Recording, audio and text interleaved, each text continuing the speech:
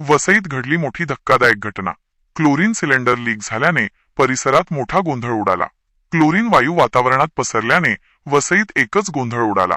कारण क्लोरीन वायू वातावरणात पसरला तर तो अत्यंत विषारी ठरू शकतो। या घटनेत एकाचा मृत्यू झाला असून 15 जण बाधित झाले आहेत। 4 फायर ऑफिसरही या वायूचा परिणाम झाल्याची माहिती मिळते आहे। चला संपूर्ण घटना समजून घेऊया। वसई पश्चिमेच्या दिवाणमान परिसरातील पाण्याच्या टाकीखाली ठेवलेला क्लोरीनचा सिलेंडर आज दुपारी 4 वाजण्याच्या सुमारास लीक झाला। अचानक हिरव्या रंगाचा धुरकट वायू परिसरात पसरला। लोकांना श्वास घेणं कठीण झालं। डोळ्यांत जळजळ आणि उलट्यांसारखी लक्षणे दिसू लागली।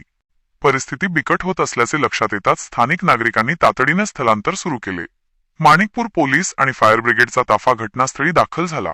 तब्बल 1 तासाच्या प्रयत्नांनंतर हा सिलेंडर नियंत्रित करत त्याला अखेर डिस्ट्रॉय करण्यात आले। या दुर्घटनेत देव परडिया या व्यक्तीचा मृत्यू झाला आहे। तो जवळच्या रश्मी प्लाझा बिल्डिंगमध्ये राहत होता। दरम्यान 6 जणांना डिवाइन रुग्णालयात दाखल करण्यात आले असून त्यातील 3 जण आयसीयू मध्ये आहेत, तर 5 जणांना डीएम पाटील हॉस्पिटलमध्ये उपचार सुरू आहेत।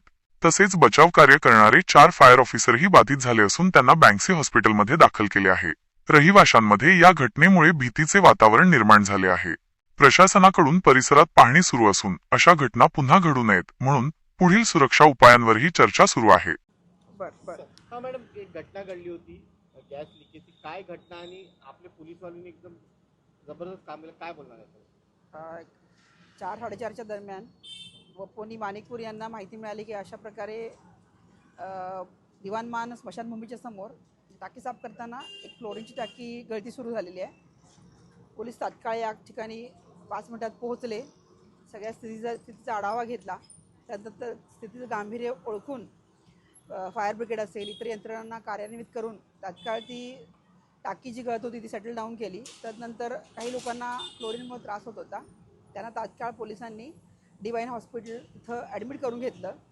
त्यांच्यावर उपचार सध्या सुरू आहेत आणि सदर घटनेबाबत पोलीस चौकशी करत आहेत। किती लोकांना रेस्क्यू केलं आणि किती लोकांची डेथ येते? 6 ते 8 लोकांना रेस्क्यू केलेलं आहे।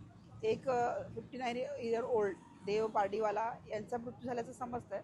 त्याच्याबद्दल अजून आमची PM वगैरे होणं, त्यानंतर बाकीचे त्यांना काही आजार वगैरे होता ह्याविषयी देखील आम्ही खात्री करत आहोत आणि या घटनेच्या अनुषंगानं सर्व सखोल तपास सुरू आहे। पण याच्यावर गुन्हा दाखल होणार का? सध्या चौकशी सुरू आहे।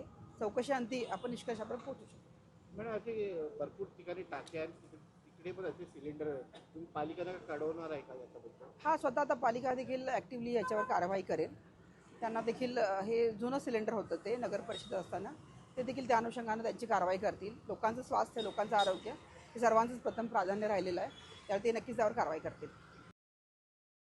क्लोरीन सारख्या धोकादायक रसायनांसोबत थोडीशीही निष्काळजीपणा मोठी दुर्घटना घडवू शकतो, याची वसईतील ही घटना पुन्हा जाणीव करून देते। या प्रकरणातील प्रत्येक अपडेट आम्ही तुम्हाला लगेच पोहोचवणार आहोत।